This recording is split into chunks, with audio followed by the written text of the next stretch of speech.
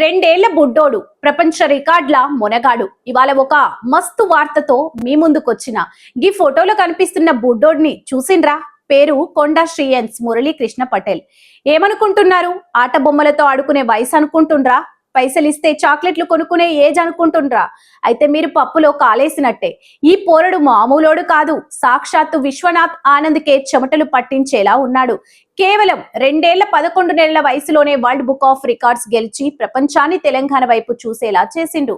అవునండి, మీరింది నిజమే. Jubilee hills ఇవాళ ఒక అద్భుతం జరిగింది. రాయ్ చెస్ అకాడమీ వాళ్ళు నిర్వహించిన పోటీలో మన శ్రేయన్స్ గాడు చిచ్చర పిడుగులా విరుచుకుపడ్డాడు. మన తెలంగాణ బిడ్డ సృష్టించిన రికార్డులు చూస్తే మైండ్ బ్లాంక్ అవ్వాల్సిందే. ఒకటి కాదు, రెండు కాదు, ఏకంగా 2 వరల్డ్ రికార్డులను తన జేబులో వేసుకుండు.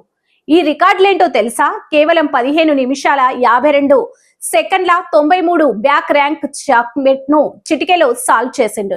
ఇక రెండోది చూస్తే అవాక్ అవ్వాల్సిందే. కేవలం 1 గంట 9 నిమిషాల 9 సెకండ్ల 21 చెస్ బోర్డులను పక్కాగా అమర్చి చరిత్ర సృష్టించిండు.